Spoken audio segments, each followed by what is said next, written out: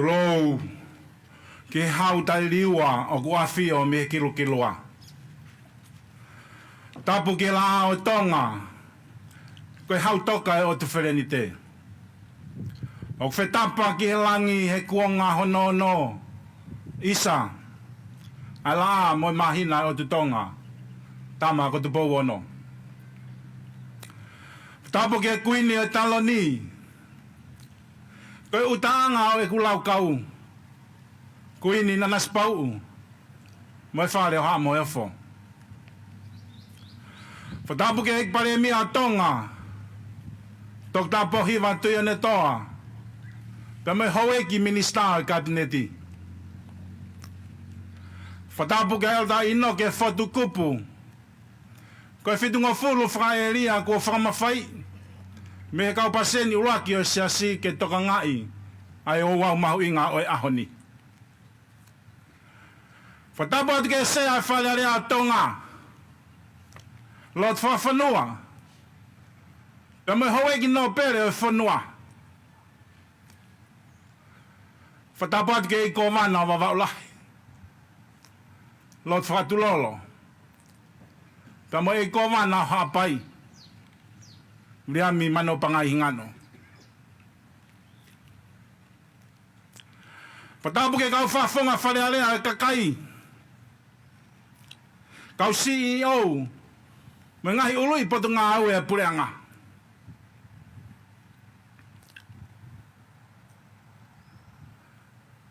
Hui mo tā kapu, mo kau atoa.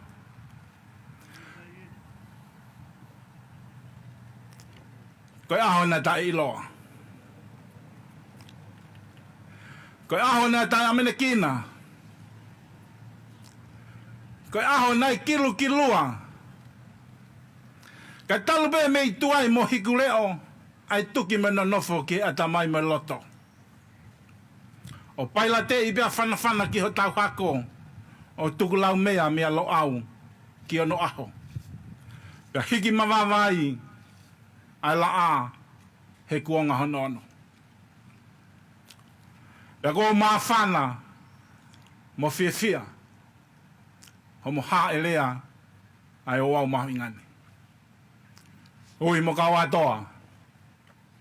Tu mua ke whakatau kei atu e Polokalama o e aho. Ko Polokalama ni utoko ngā ia e elda inoke whatu kupu. Ko e whitunga fulu whaeria. Ko kune kore mai ke ta taki atu e Polokalama. E mau e tau fua hiwa he himi whātaha e o tua ko e tupu anga. O whai hiwa siasi tuku afu, kai tā o kani a James Lui. Hiri ai whakahoko atu e eta Harris Taumalolo ai fualotu. Ko lea ulaki e aho, e whakahoko atu e ai sake tuku afu. Ko e Palestini o Temipale nuku alofa Tonga. O ka hiri ai e whakahoko atu e a kifine mui, ko Celestina o tuafi, ha whakamooni o whawhawhangai e tautupo e siasi. Peka hiria, e hiwa te kuaia, o kumaongo onga ho o wha sisu. Ko rea tuku o Polokalamani, pia me lotu whakatāpui, o kere o Temipale, e whakahoko ia elda inoke fotu kupu, ko e whitungo fulu whaeria. E mau e tauhiwa tuku e himi te au walu fitu ofa i api. E koe lotu tuku e whakahoko ia e Peteri ake Samsoni waslaa. Pa mori pe uhi pa mo kawatoa. Kioa mo kawatoa. Ka hiri mua ai lotu tuku. Pe whamori pe he whimata mua. Ka matawhi Tonga o whinanga lo, ka mo haerea mua o whailongai ai tanupou e kere o e Temipale, tua awha e ki atu.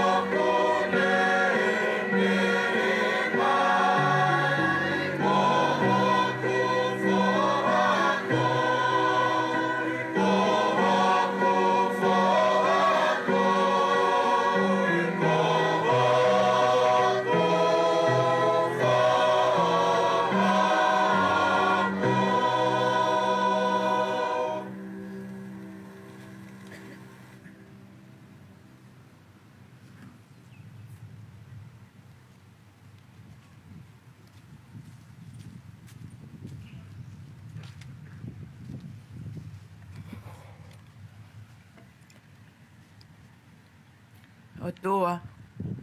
Koe ta mai ta ngata Afifio. Ke Afifio mai. Ko ki mātolu ko ho whanau. O maulono ko mai. Ki he kere kere tupu tapun. Pia ko ha elea. E ho tamai o eiki. Koe la a Tonga. Tama ko tupo wono. Kai o maa e tahine. Kuini na naspau tua. Kai o maa e kautaki. Oi whanua. O kumaulo nuku. Whakataha mai ki hen. Kai o maa a o tamai o eiki. E o ta. I noke. Fotu kopu. Kua ke whakamawhai. Ke ne pule. Bea tataki. Ai o au tapu tapu e aoni. Bea ku mauango. E mauhonga ia. Koe uhinga. Koe tapu aki ko ia.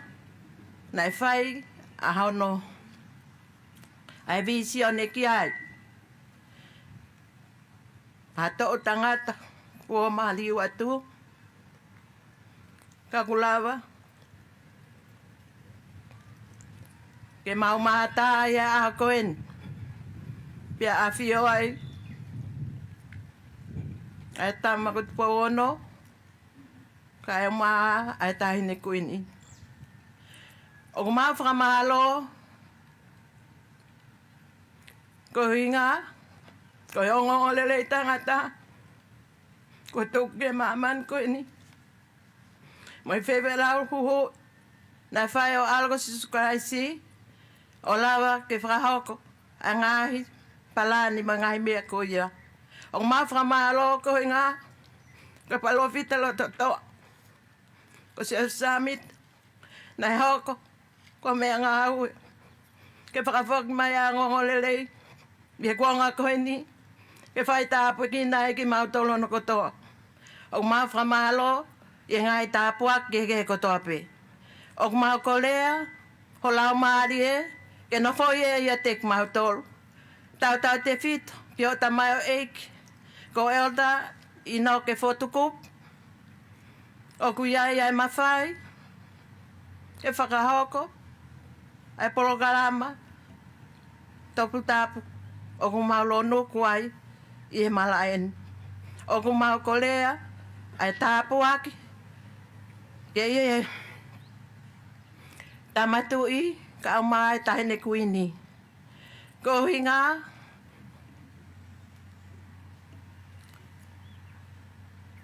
Ko whanua ko Tonga. Nei ai vision. E rakwa. Ke mamoia ke whanua. Ki langa. Ba whai tāpu ki nai ki mautolo no koto. Ka ie o wau koen. Ko whai piri o te. Ko whai tāpu ki na. Ak. Aho whale. Ha whale tonga tap. Pea pehe pe i Vava'u la. Ko tāpu ak mangonga e.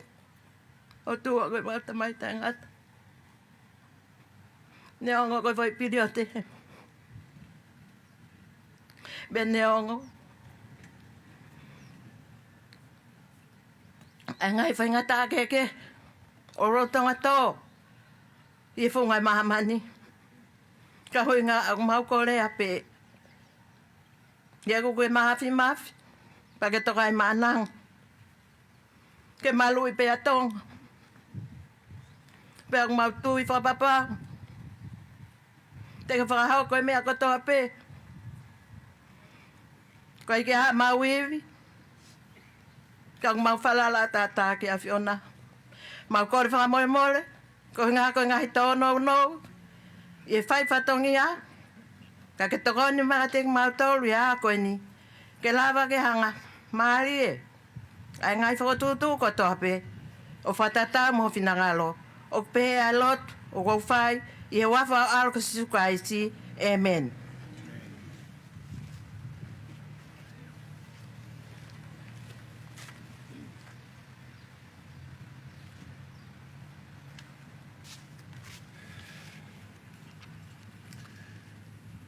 Tapu mo Afifio tupo ono ko tu yo Tonga. Tapu mo taine Kuini ko na naspau.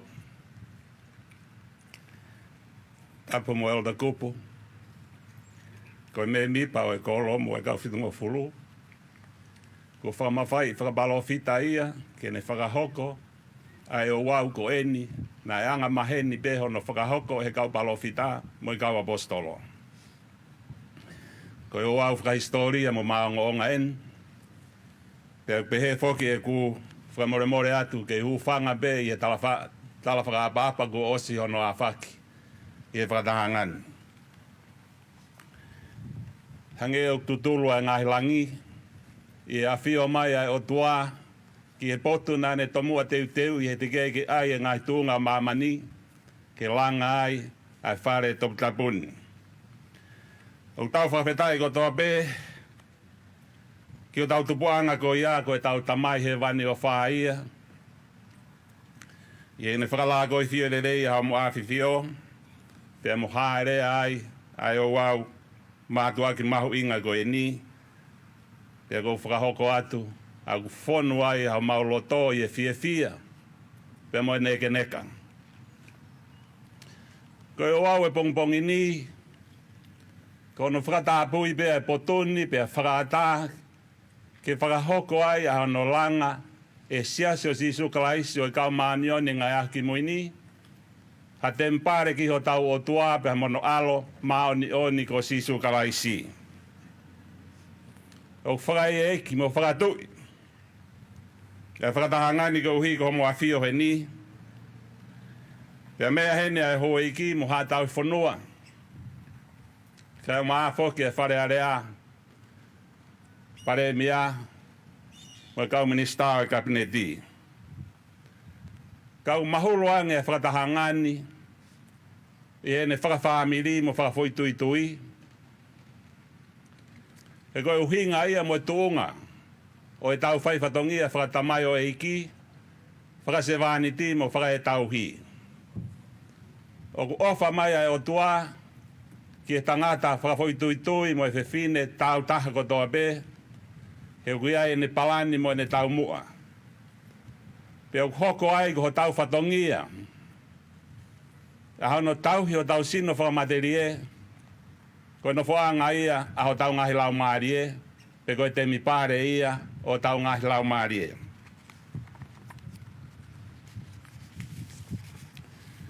Na langa he uraki onga mātua ha eswei lau lau.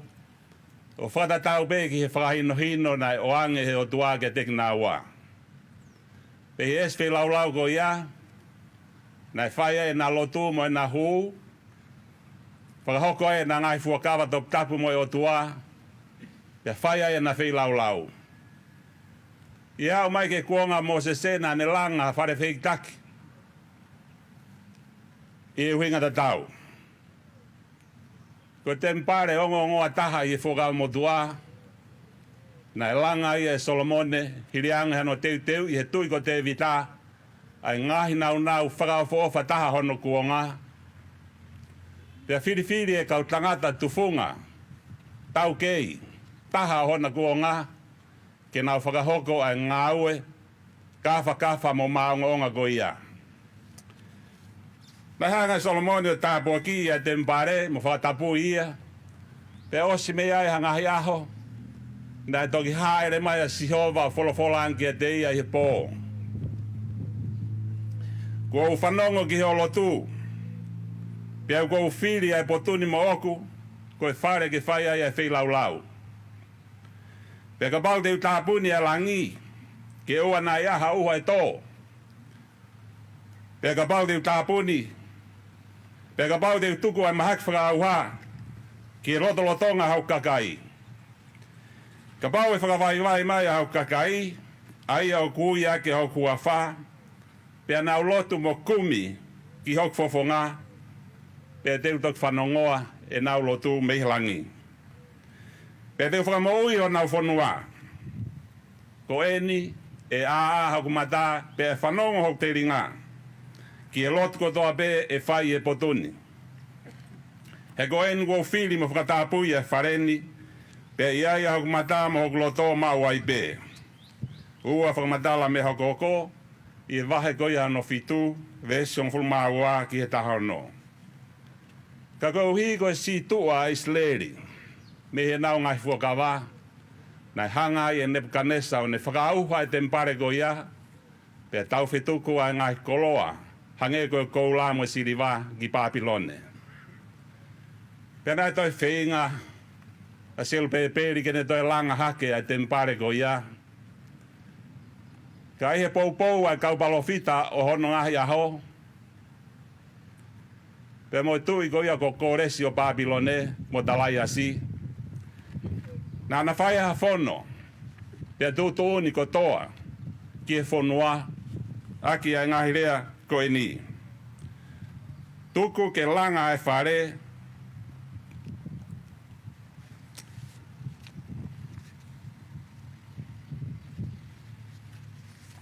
Pe ai hono tu ngā ke mālohi.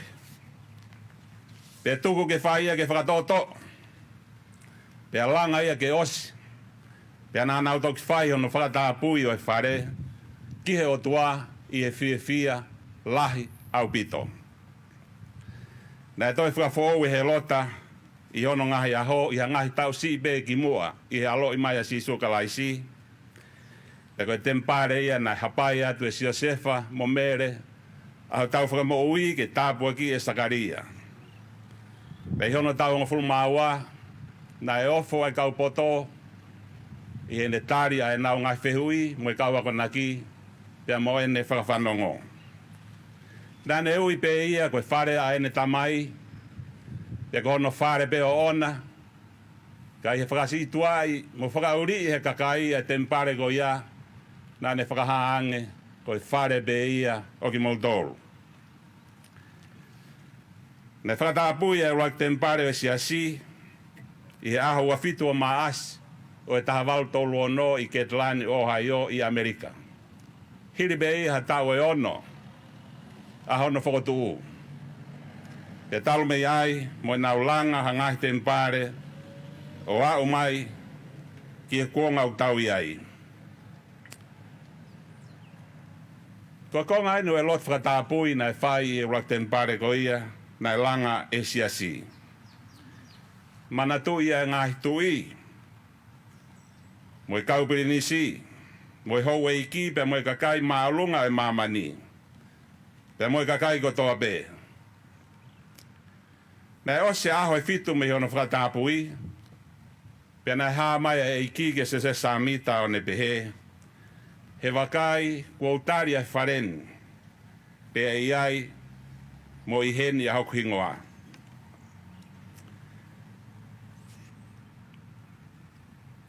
Nai langa e Temipale nusila, pe whakatapui mo huwhia i he tāhiwa 50 Pe na osi me ai, hangahi tau e ufulma anima,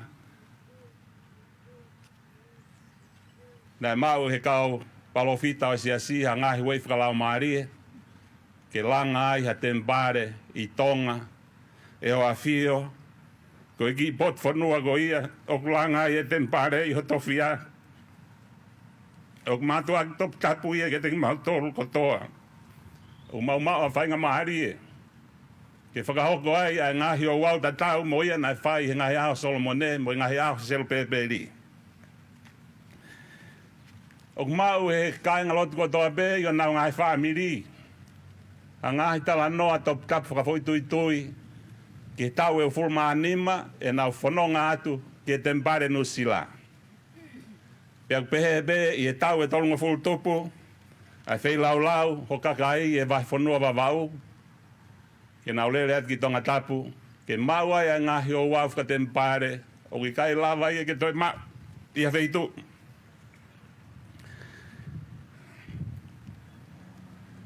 E o Afifio, Ia konferenis lahi e Siasi na whakahai e palofita ki mamani ko toa.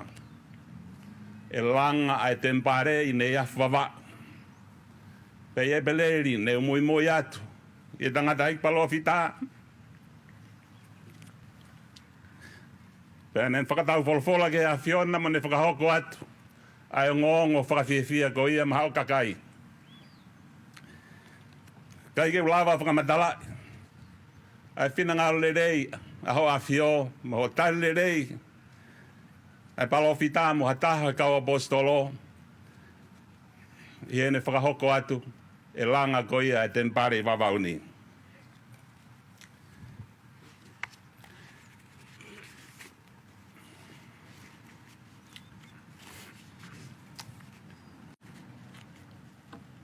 I ngahi tala noa ko toa e ngahi whamiri.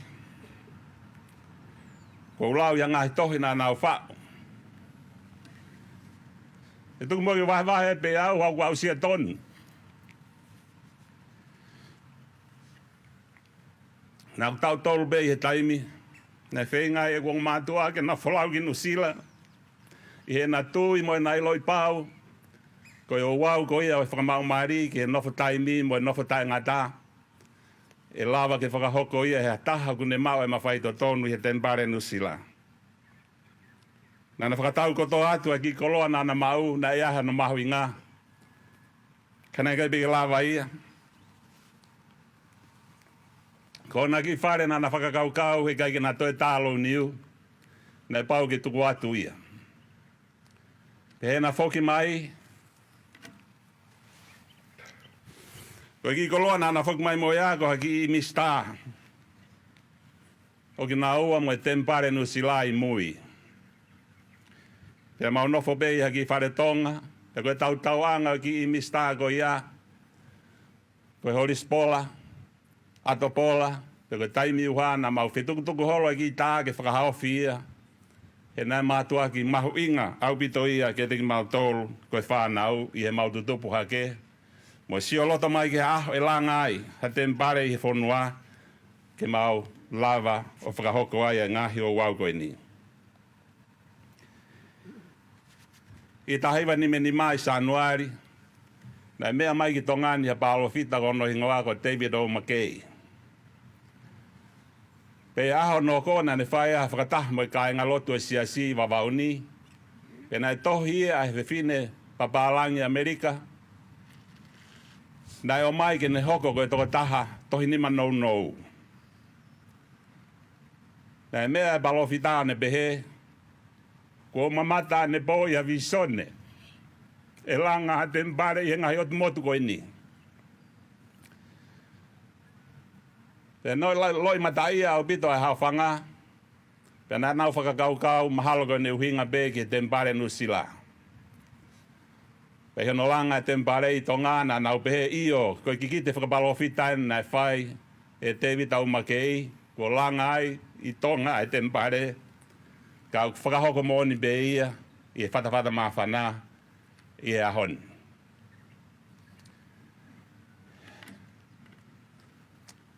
Whamore be ki o ana ngari ko whaia ki nguta mulea.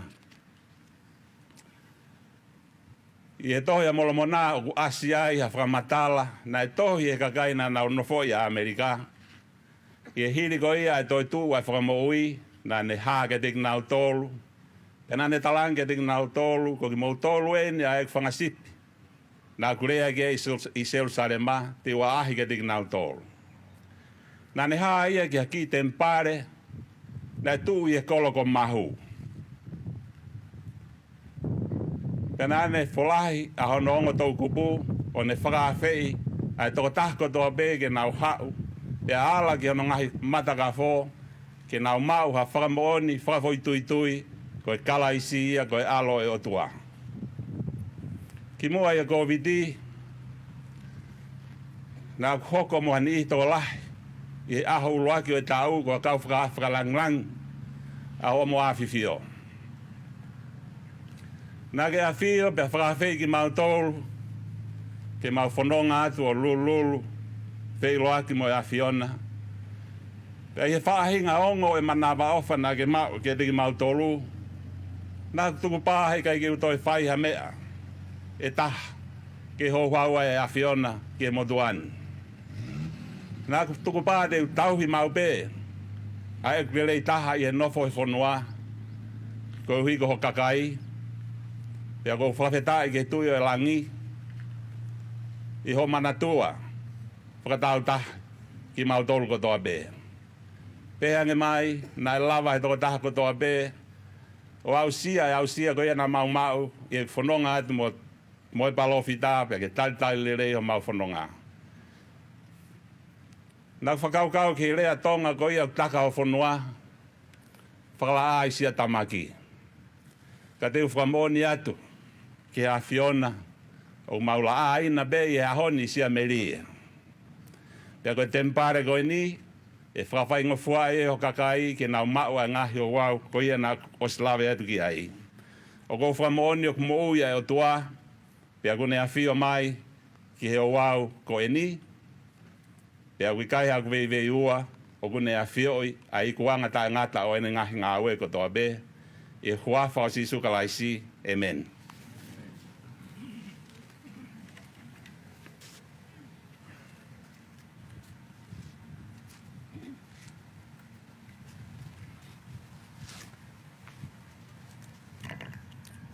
O kua whakawhetai, ke e tau tamai whahewana. I he ene alo ofa, o tau tai mahali e ai, i he aha whakakolo a koeni. Tapu mo tu powono, ko e tui e o Tonga. Tapu mo Kuini na naspau tuku aha, mo e whale o haa mo e ofa. Pea o kua ukole, ke uu whangatu, i ngai tala whakatapu kakato, bo osi hono au whaki. Ko hoku monu mo e tāpu aki, ke u whakafofonga i atu, ai hako tupu o i siasi. Ke kau i hono kamatai, a hono whakawae o i ngā ue fisi mua mo whakahistorian. Ko e misi kua ola, ka koe whaka ana aua en, a e ku ngahi kui paionia, mo tō tangata o i kua hiri. Aia, na anau kamatai, hono tari, pea Fakautuutu ai ongo lelei i he wahe whonuani. Na anau tā mai e whihi, pea nau whepaki, mua ngai whainga taa, i he nau kau whaki mai e siasini. Na anau whakamunomuna loto pe, pehe ange mai, e ia i ha aho, e langa ai, Temipale, i ngahi o tumotu o e tahi. Pea kawai a Tonga, pea ke lawe monu wai mo e wahe whonua Vava'u. Oku te haka i he langi kua tau, i he eku kau, i hono whakahola a e nau visone. Pea oku o winu meli e ai, mo tau tangata. Pea moe kahau, ko e uhi, ko e nau tui, lotu, mo e nau ngahi whei lau. Neongo, kua nau si mama o atu, ka oku kei alaha ma ngatu pe, si o nau ngahi tuanga i he wahe whonuani. I he tau taha hiwa fitunima, ko ha manatu meli e mo onia, kua tohi i he tohi noa e whamiri. Ai whakaamua e kukui, ke folau atu ki he Temipale i Nuusila, he ko ia pe na e ofitaha mai ki tongani. Makatuunga i he nofo masiwesiwa. E pawai ke whakatau atu, e ki i koloa kotoa pe. Na anau mau, ka he lawa o whakahoko ai folau ki he Temipale i Nuusila. Ka koe mea whakamamahi, koe sii a iwi whakapaanga. O i kai lawa hai, ke awe kotoa ai whanau, ka koe konga pe na e folau mo yongo mātua. Na e toki whakahoko a hano whakakakato ki mui, ai ngahi tāpuaki ko ia i he Temipale nuku alofa Tonga. Oku te ongo i pole, mo lau kau aki i hoku tupu anga. Ne ongo, ne i kai te psio tonu i he nau ka te kina. E whaingata a, moi mamahi, ka na anau sio atu pehe ki mua, ki he otua, mo e tui i he foi laka kotoa pe. O kua whakamalo, mo loto honga ia mo on, ki he whale o haa mohe ofo. Pehe, ki he hou ki no pele a ene Afifio. I he nau fuaki mai, hangahi kele kele, ke langa ai, hangahi whale loto. Pea kawai, moha Temipale i he whanua ko Tonga. Pea ko hono wā aki eni i he wahi whanua Vava'u. O kuau whakawhetai ai ki he alo ofa ai o tua. Pea moi whakaleleng, nai whakahoko i hono alo ko sisu kalaisi. O tawa usia ai, e ngahi tala ofa, mo ngahi tā puaki o langi. O kuau whakahoko, ai whakahoa an.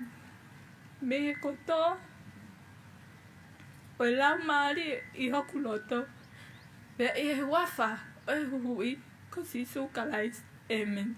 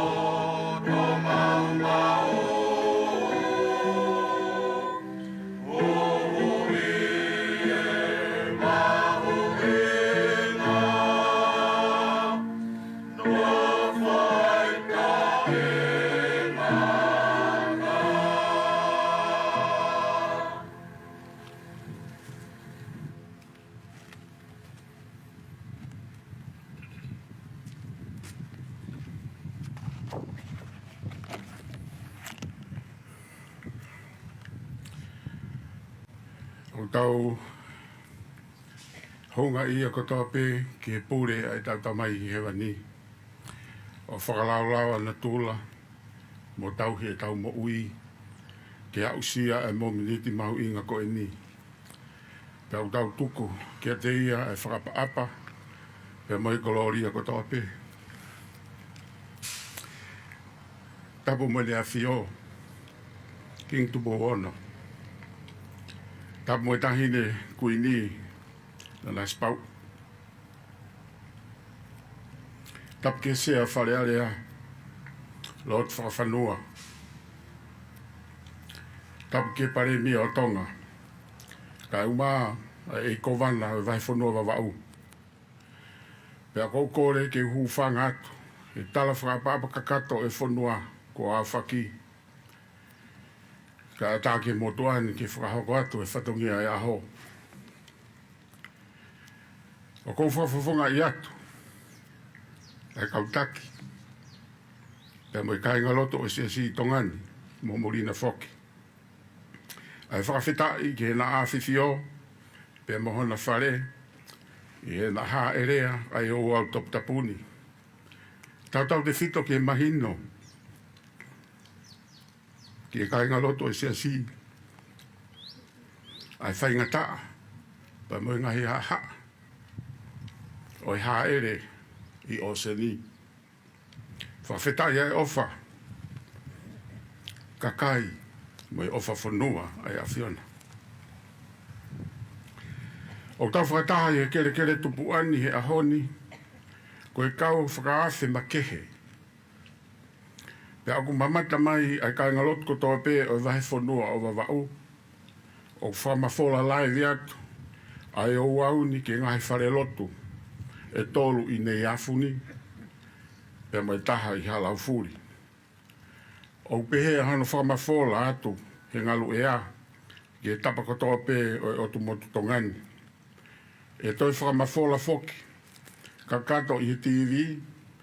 Pe motu opure anga. I ngahi tainsi mi hen.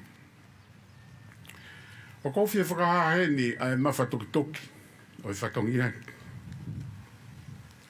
Pe mi e palofita o Siasi. Russell M. Nelson. Mai kau palisensi uluaki o Siasi o Sisu Kraisi o kau mani oni. I ngai aha ki Kuini. Ke whakahoko ai o au tāpuaki kere ko e ni. I ahoni. Ko whakahoko atu e paisen ai saki tuku afu. Hono whakamanatu mai o Temipale.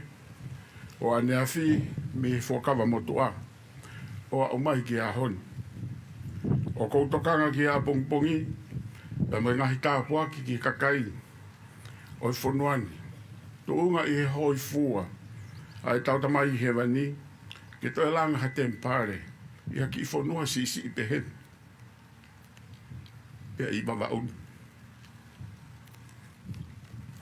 E whailea tāpuaki kere, o kuhinga makehe ia ke Siasi.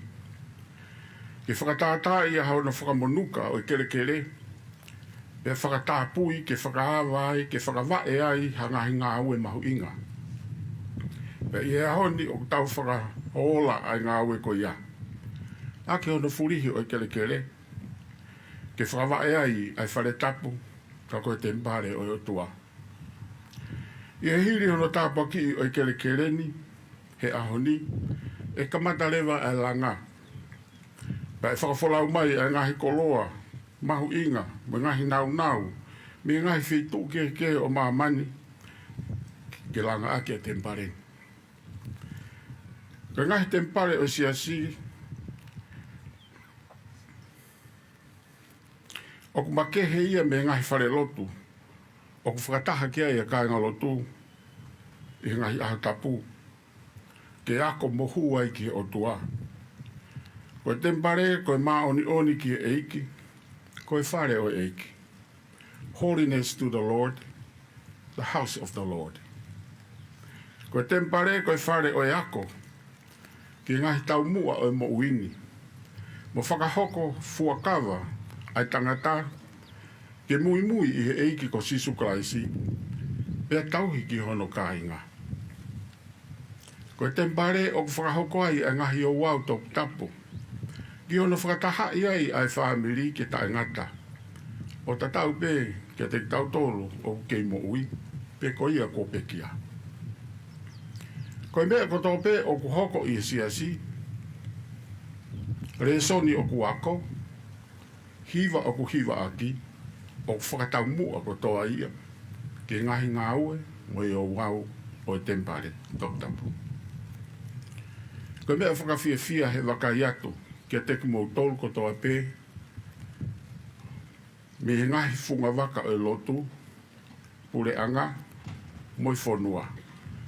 O mou mea heni i he wau top tapu e ahoni. O kone whakamanatu mai kia te tau tolu ko toa pē, ai pōre mahu inga, Ko ia ke holoki ho tau ngahi a vahe. Ka tau tu hake o ngā au e whakataha. Pea tala noa e. Mo ngā we i ho tau ngahi whai ke he. Kia no malu i ho tau kakai. Mo langa ho tau whanua. Koe mā i moa, maonga ko ia e ulaki whaa. Kingsi astupo uluaki. Mohono tuku ai whanua, pa mohono kakai ki langi. I po wono i Vava'u lahi. O tua motonga o hoktowhia. O kune whakatoka whakataha, pa moe whekau ki he tonga ko toa pē. I he kuonga ko toa pē. Koe mo ui, apasia ki o tua.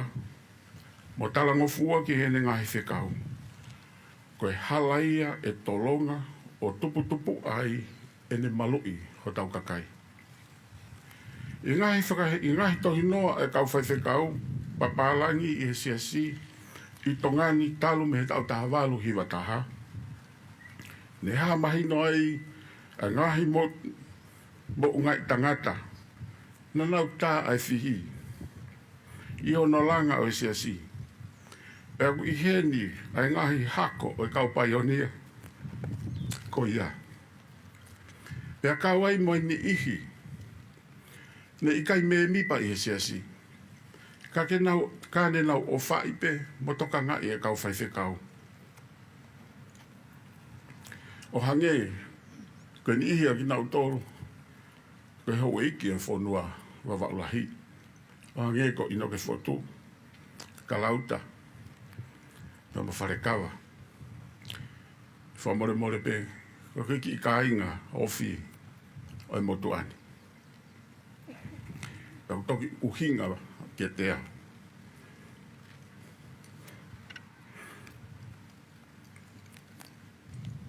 E tu atu i he whohe. O he ahoni.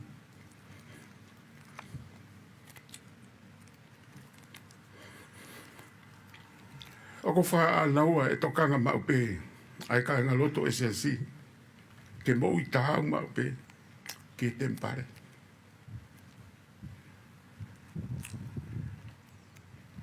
Pea kou whakawhi e toko tāko toa pe. E whi tokoni. Mo ngā aue. I hona langa ake o e whare tapu. E Afiona. O kou whi e whakahoko atu. Ai pōpoaki. A Presidenti Arden. O e kau Presidenti Whakaelia. I e Siasi e Pasifiki. Pea mo kau take o whanua. Whamura pēnā e whai peia i hele Whabritania, pa te lau atu peia i hele Whabritania. We are honored that you choose to be at this groundbreaking ceremony for the temple. Your presence only serves to add to the importance and majesty of this occasion. I dearly wish I could be with you, but world circumstances don't permit such at the moment. Temples are houses of the Lord, and to have one on this beautiful island of Vava'u is a blessing sent of God and a reflection of the goodness and faithfulness of your citizens and members of the Church of Jesus Christ of the Latter-day Saints who live here and in the surrounding area. I recall my first visit to this island about 1992. As we circled in a plane above the harbor, the blue harbor, I literally wept at the beauty below me. This temple will add to what is already a beautiful place in the kingdom of Tonga. This temple is being built next to the Saineha High School, a church-sponsored place of learning which will soon be bathed in the light of the temple and a beacon of peace and safety to all. Temples are holy places of worship and a higher place of learning.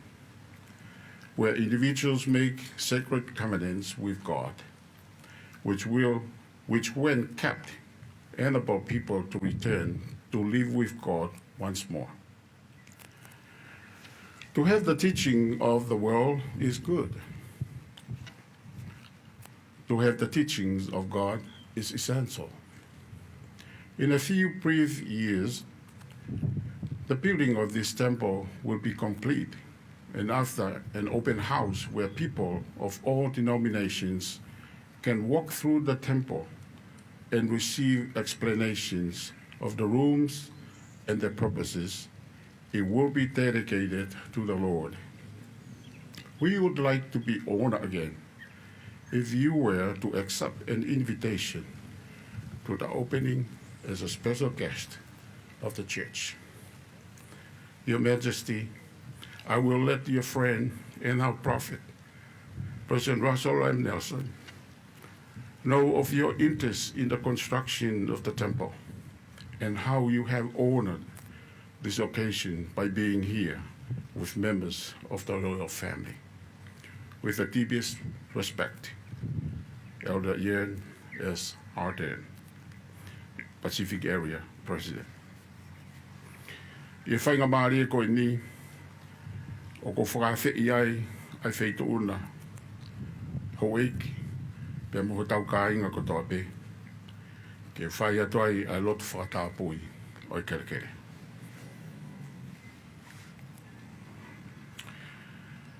E o tua koe mauta mai ta ngata o Afifio i Hewani. O puno ho maulu ke kerekere mo e loto whakawhitai mo oni i tāpua ki maonga o ke whaki mai o whakafou mai ho palofita President Russell M. Nelson. Ke langai ai Temipale hono ua i he whonuani i he wahi whonua Vava'u.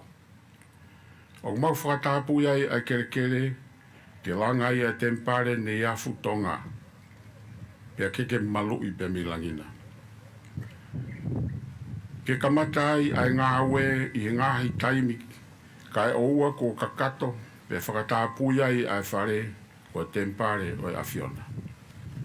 O maulo tua ai kau ngāwe ko toa pe i ngahi potu ngāwe, ngahi kautaha, mo ki nau tolu o nau whai ai ngāwe, mo whakawhai ngāwe whakawhikau aki ai langa. Aki nau tolu e ngāwe totongi, o i kau ngāwe e ngāwe whakawhaiwhikau, mo ngāwe tokoni. Ke whakaivia, whakasino ki nau tolu, whakatamai, mo whakalau maari e whoki. Ke mahino ke te nau tolu, ai ngāwe mamafa mo mahu inga, o nau whakahoko. Ke nau tupulaki i he tau kei, pia mo e poto i ngāwe. Pia poto whakapoto, mo anga whakataki lelei. Ke nau malu me ngahi whakalavea, ngahi mahak whakasino o mo ua, mo ulalo ki ai, ho mo ngahi sino whakamaterieni, kai oua ko kakato ai ngāwe, ki ho whare tapu, o whakatatau pa mai taimi te pire ai Afiona. O mau mo ui ia taimi whainga taa, o whakataputapui, whakakau a whanua, pia lahi mo i ngahi whainga taa, i e whatupu koloa, ta mai ngahi sevesi, i ono whetuku holo e ngahi nau nau. O maulo tua ke whakamonu ia, mo whakawhaingo whai me langina, koe uhi, koe ngahi nau langa le reitaha, mo mahu inga, e tānaki mai me ngai whanua muri, ki ono ngā wei, kai tauta de fito, ki ngahi koloa, se vesi pe mo e leipa ko toa pe whakaloto whanua, e whakahoko pe ia, e o mau kakai. Ala tamai, tāpo ki ho mautu i, mo no whare. Kautaki o whanua, pia mo mau kakai e whanuani. I ronga hame e te mau toko ni ai ki ono langa ho whare tapu. Ki whakamonu i ai o nau ngahi hako o lau i konga pe ta ngata. Ta ki he kainga lotu kotoa pe o i wahi whanua Vava'u. Mo i ongo ni wa. Te nau ngawe aki ho whare tapu. Ke nau mo ui tāu mo whiunga. Ki ngahi o uau kotoa pe e whakahoko i ho whare tapu. e tamai, o ana tō ke whai ho mauloto, kai whai be ho whinangalo. I wafa, tōp tapu ho alo, ko sisu klaisi, ko mahu hui. Amen.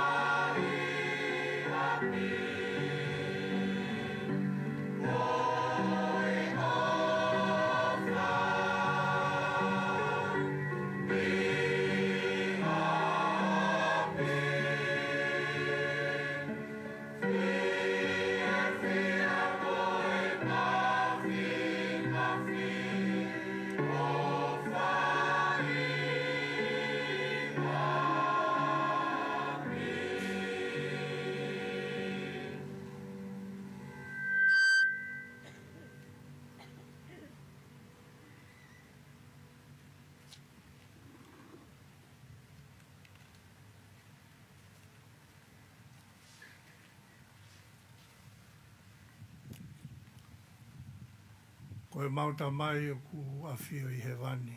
Mau whiwhia, mau whakawhetai I Afifio nā. E mau wao mai ke konga whakaosi Polokalama mau inga Kuini. Hono tau pō tanupou kele ke langa I ho whare Temipale tapou. E he whanuani. Pea koe ea ko mau whakamaro atu. E ngai lea lelei mau whanongoa. Ka mafo ke tāboa ki lelei na whai au takupu. Ke hoko ia ko ha pou, wa pou mālohi ke teu ke langa o Temipale maununi. Mau whakamalo atu e tamai ko ia ko mau heni e moho mau hau tupo ono. Kau mā whoki o mā Kuini o whina whamalo e na hā e rea mai o Afifio he Polokalama mau inga Kuini o mau whai. Mau tangi hake whoki e tamai ko ia ko e kautaki o mau pureanga. Hoa ki ho nau ngahi hingoa mo nau lakanga I ho mau whonuani I he pureanga. Ke tataki a ngahi mea kotoa pē ke whiwhia ai si o kakai. Tāpoke ki nau tōro. Hoi au mau kore atu e tamai. Tāpoke ngai whāmiri kotoa pē ku mau heni ke mau hoko mau pē ko hakai ngā loto lelei. I he whonua, pēr I he siasi, e ngai mea kotoa pē, mo e whetu kotoa pē te mau whanonga haloai. mau kore haki ko hia ko e whakatapui ko ni na e toku e mau hao ngā. Ke mau mana tui mau peia, o ngauhi e whareni ko hao whare ia, te ke haere pe ke Afifio mau ai pe ai. Toko nia kau ngau ko tō pete nau, toko ni mo langa e apini, ke nau lawa o mau ha iwi lahi, mo e mālohi ke ngahi, ke whakahoko haki e ngahi ngāui ko tō pe, pe ke hoko e whareni ko e whare ke hoko ia ke ulo, o whakamo ui ai a tangata ko tō pe, tēne hau ki ai. O kora whamore more atu ta mai ka tau whanonga ia pe mo koe ahoni. Toenga ngahi Polokalama, tokone mai ki maulawa o whakahoko lele ia. Ka riu waki atu e haere, mau kore atu ke malui mau pe ki naua me langina. O whalahi atu, ko lotu ia o mau whai, o whalahi atu, iho alo ko sisu kalaisi. Amen.